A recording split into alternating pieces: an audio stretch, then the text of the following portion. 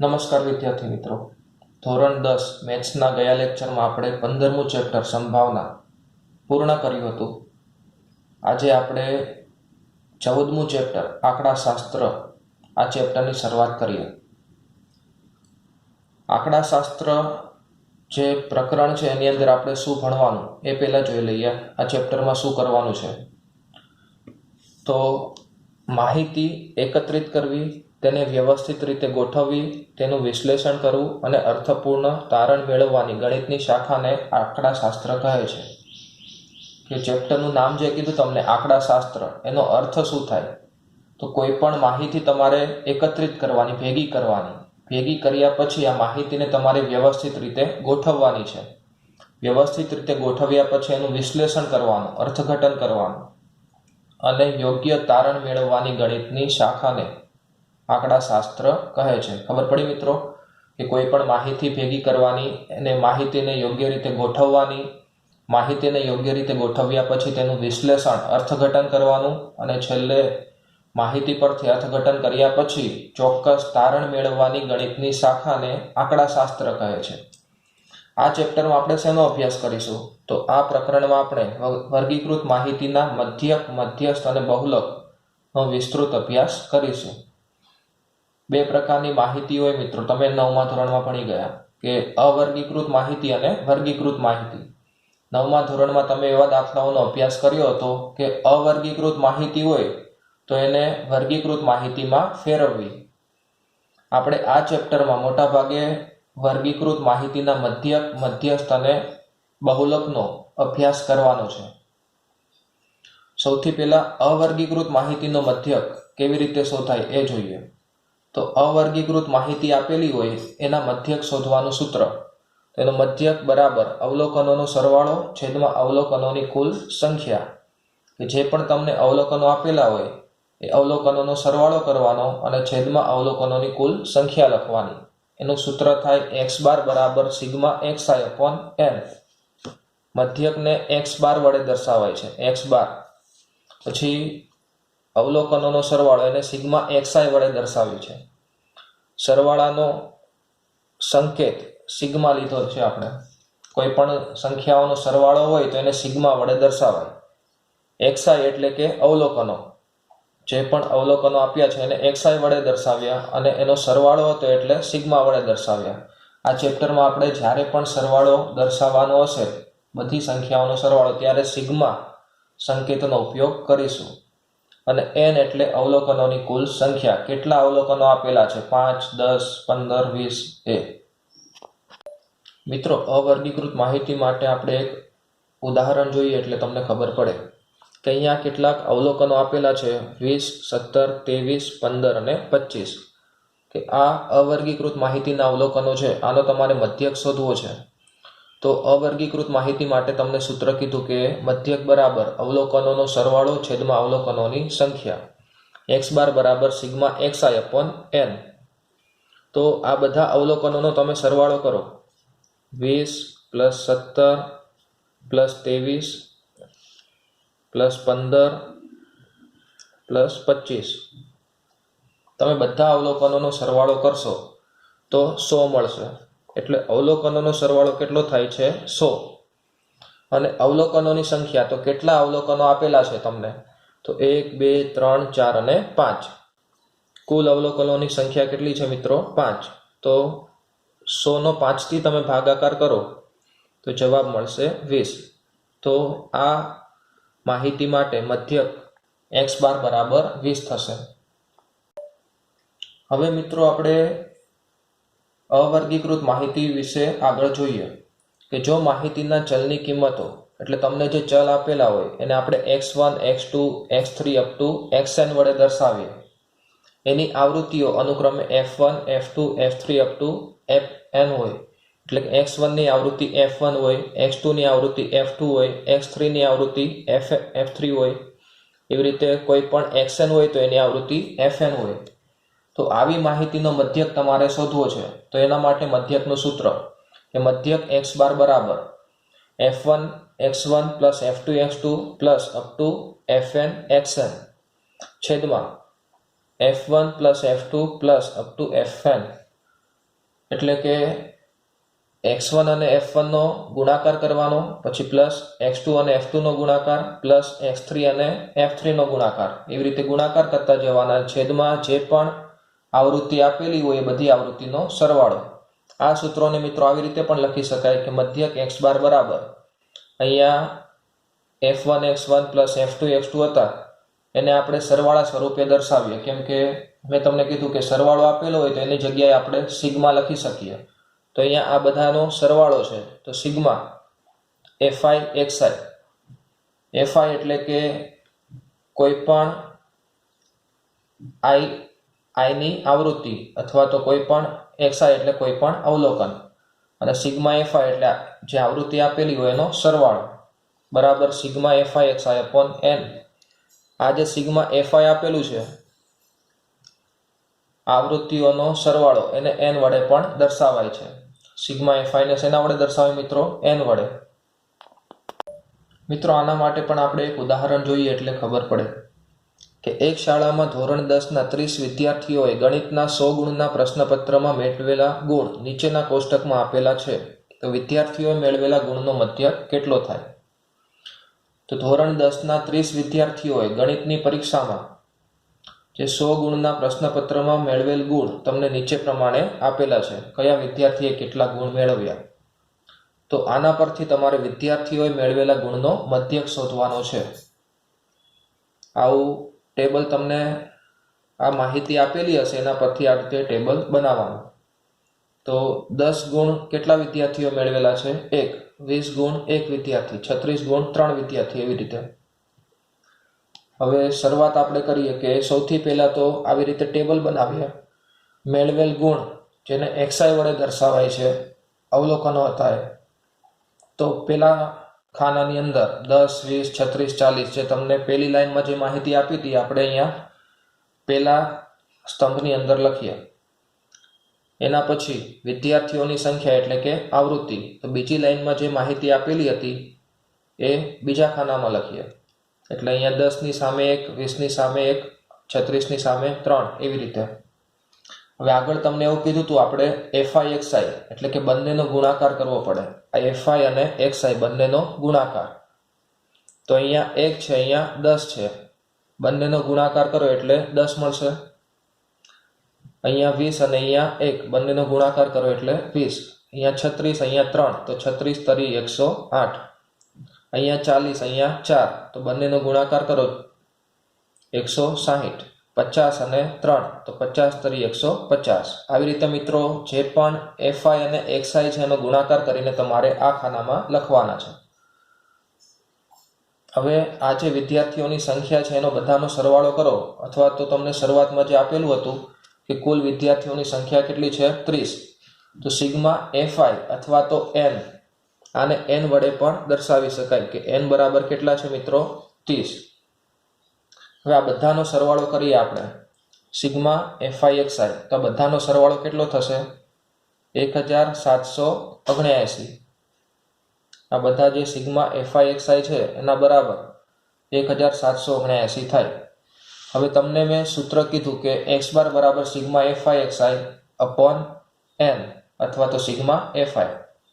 તો આની કિંમત મળી ગઈ તમને. સિગ્મા fi xi કેટલા મળી? 1779. અને n ની કિંમત કુલ આવૃત્તિઓ કેટલી છે? 30. તમે ભાગાકાર કરો. આ જે સંખ્યા છે 1779 એનો 30 થી ભાગાકાર કરો તો તમને 59.3 મળશે. એટલે આપેલી જે માહિતી હતી એનો મધ્યક કેટલો થાય? 59.3.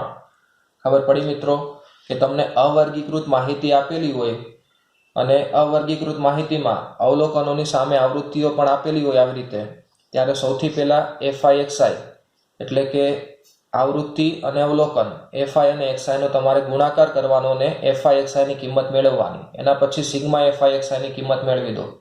એના પછી આપણી પાસે જે સૂત્ર છે x બાર બરાબર sigma fi xi upon n, આ સૂત્રની અંદર કિંમત મૂકી દો એટલે તમને માહિતીનો મધ્યક મળી જશે.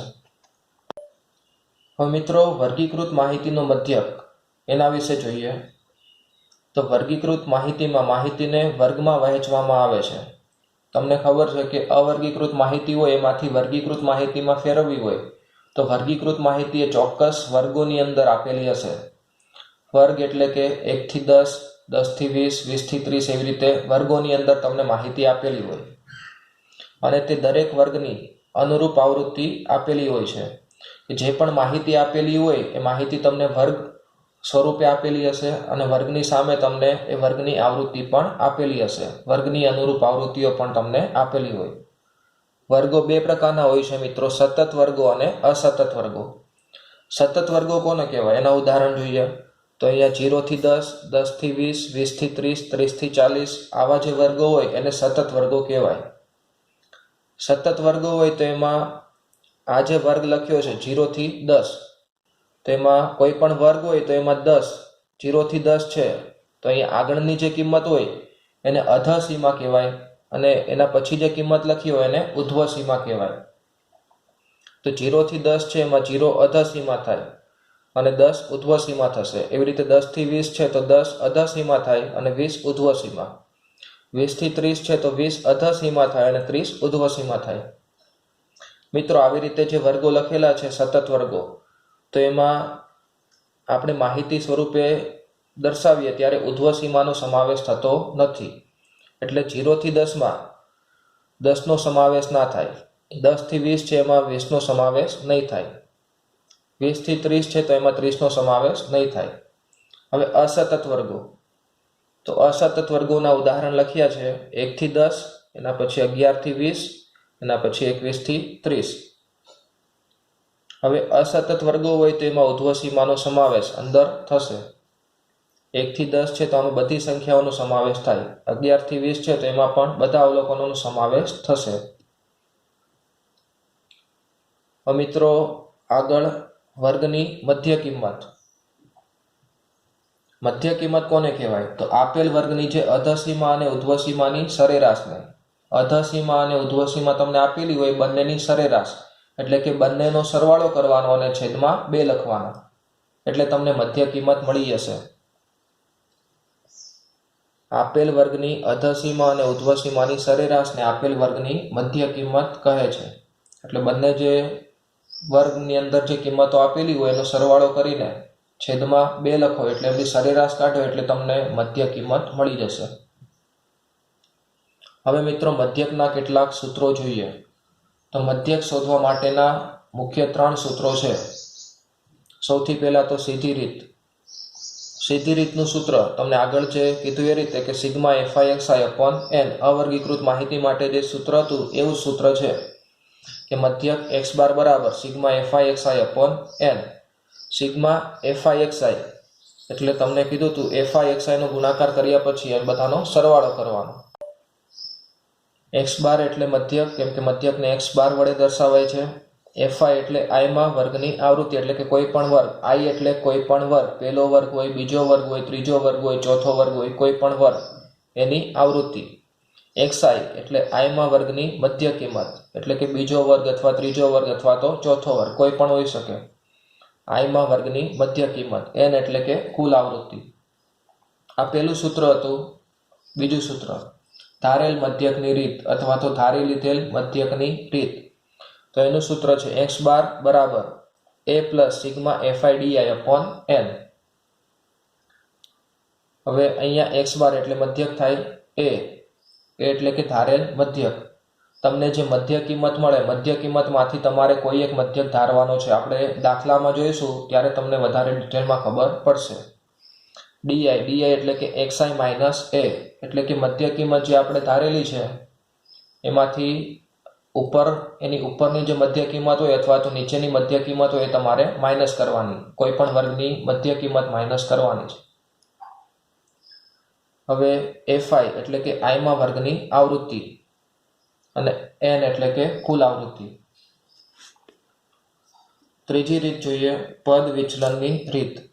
તો એનું સૂત્ર x બાર બરાબર a plus sigma fiui/n into h. તો અહીં x બાર એટલે મધ્યક, a એટલે કે ધારેલો મધ્યક. તમને આગળ કીધું એ રીતે જે પણ મધ્ય કિંમત આપેલી હોય તેમાંથી કોઈ એક મધ્ય કિંમત તમારે ધારવાની. આગળ આપણે દાખલામાં જોઈશું. h એટલે કે સમાન વર્ગ લંબાઈ.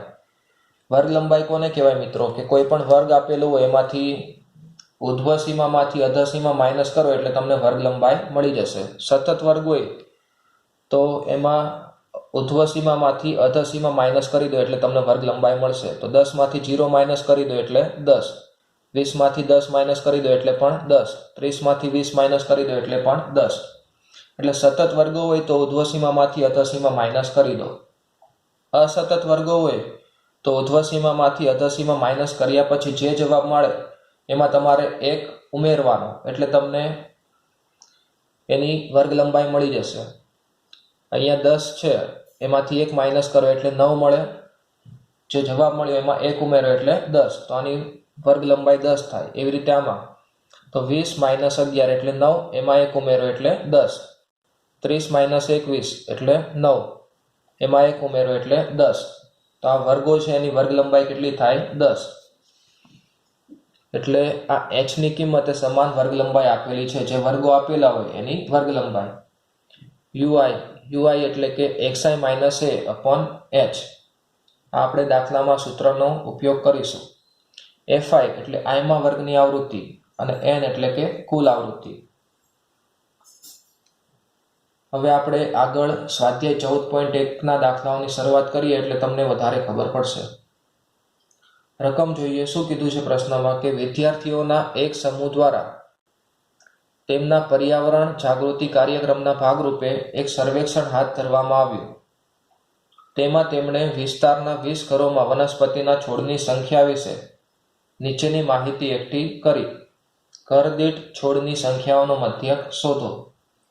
કે કોઈ એક વિદ્યાર્થીઓનો સમૂહ છે, એમણે એની આસપાસનો જે વિસ્તાર હતો ત્યાં ઘરની અંદર 20 ઘરોમાં એમણે છોડની સંખ્યા કેટલી છે એ માહિતી ભેગી કરેલી છે.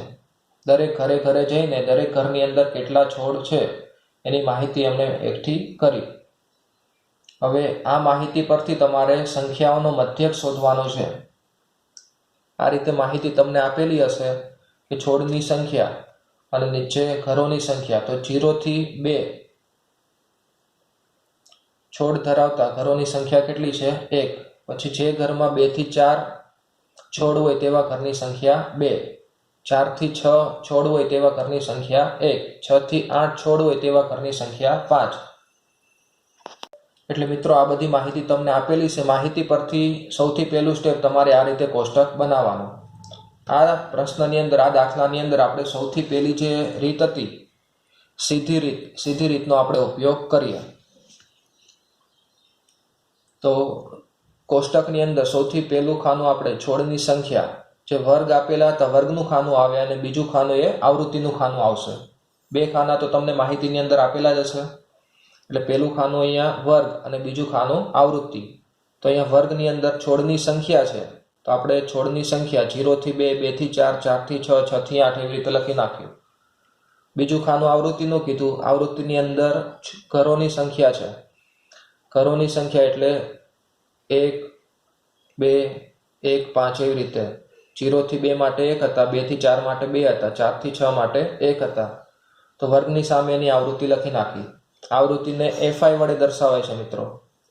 આવૃત્તિને શેના વડે દર્શાવાય છે? fi. હવે મધ્ય કિંમત કેવી રીતે મળશે? તો જે પણ વર્ગ આપેલો હોય એની અધઃ સીમા અને ઉધ્વ સીમાનો સરવાળો કરીને એને 2 વડે ભાગવાના. એટલે કે એની સરેરાશ મેળવવાની છે તમારે. તો અહીંયા 0 થી 2, 0 અને 2 નો સરવાળો કરો અને 2 વડે ભાગાકાર કરો. તો 0 + 2 એટલે 2 જ થશે, છેદમાં 2. બંને છેદ ઉડી જાય એટલે 1 આવશે. તો મિત્રો આની જે મધ્ય કિંમત કેટલી મળશે તમને? 1. એવી રીતે બીજો વર્ગ 2 થી 4. તો 2 થી 4 છે તો 2 અને 4 નો સરવાળો છેદમાં 2. 2 અને 4 સરવાળો કરો એટલે 6, નીચે 2 એટલે કેટલા મળશે મિત્રો? 3. તો આની મધ્ય કિંમત તમને મળી ગઈ. કેટલી મળી? 3. એવી રીતે 4 થી 6 તો 4 + 6 છેદમાં 2. બંનેનો સરવાળો કરો એટલે 10, નીચે છેદમાં 2. છેદ ઉડાડો એટલે 5. તો આની પણ મધ્ય કિંમત મળી ગઈ તમને, 5 મળશે. ખબર પડી મિત્રો? જે પણ વર્ગ આપેલા હોય એની સરેરાશ કાઢવાની છે. બંનેનો સરવાળો કરીને છેદમાં 2 લખવાના. હવે મધ્ય કિંમતમાં તમે જોશો તો અહીંયા 1, અહીંયા 3, અહીંયા 5. કેટલાનો વધારો થાય છે? 2 2નો વધારો થાય છે. તો આગળ 2 2નો વધારો કરીને તમે જાતે પણ બીજી મધ્ય કિંમત લખી શકો. તો 5 પછી 2નો વધારો કરો એટલે 7, 7માં 2નો વધારો કરો એટલે 9, 9માં 2નો વધારો કરો એટલે 11, 11માં 2નો વધારો કરો એટલે 13. ખબર પડી મિત્રો મધ્ય કિંમત કેવી રીતે મળે? હવે આગળનું સ્ટેપ કયું હતું? આપણે FI XI મેળવવાના હતા. આ FI છે અને આ XI છે.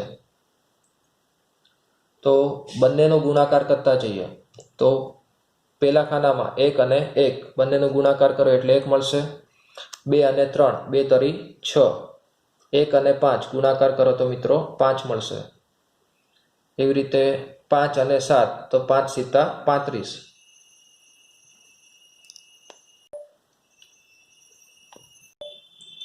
આ રીતે મિત્રો તમે ગુણાકાર કરતા જશો તો તમને FI XI ની કિંમતો મળતી જશે. હવે FI XI ની કિંમતો મળી ગઈ એના પછી આપણે નીચે સિગ્મા FI XI એટલે કે જે પણ કિંમતો મળી આપણને એ બધાનો સરવાળો કરીએ. તો 1 + 6 + 5 + 35 + 54 + 22 + 39 આ બધી સંખ્યાઓનો તમે સરવાળો કરો એટલે સિગ્મા FI XI એની કિંમત મળી જશે 162.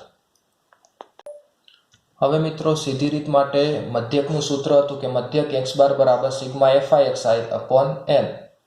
તો હવે સિગ્મા FI XI કેટલા છે અને n કેટલા છે એના વિશે જોઈએ. તો સિગ્મા FI XI ની કિંમત તમને મળી ગઈ છે 162. જે સિગ્મા FI XI છે એની કિંમત 162 અને n એટલે કે આવૃત્તિઓનો સરવાળો. જે પણ આવૃત્તિ હતી આ બધી આવૃત્તિનો સરવાળો કરો એટલે કેટલા મળશે? 20. હવે આ બંને કિંમતો આપણે સૂત્રની અંદર મૂકી દઈએ એટલે તમને જવાબ મળી જશે. તો સિગ્મા FI XI કેટલા છે? 162 અને n ની કિંમત કેટલી છે? 20. હવે આ બંનેનો તમે ભાગાકાર કરો, 162નો ભાગાકાર કરો 20 થી તો તમને કિંમત મળશે 8.1. એટલે મધ્યકની કિંમત મળી ગઈ મિત્રો તમને 8.1. એટલે આજના લેક્ચરમાં આપણે ખાલી એક જ રીત જોઈ છે મધ્યક માટેની, સીધી રીત કે x બાર બરાબર sigma FI XI upon n. બાકીની રીતોનો અભ્યાસ આપણે આવતા લેક્ચરમાં કરીશું. આજના લેક્ચરમાં આપણે અહીંયા સુધી રાખીએ. અસ્તુ.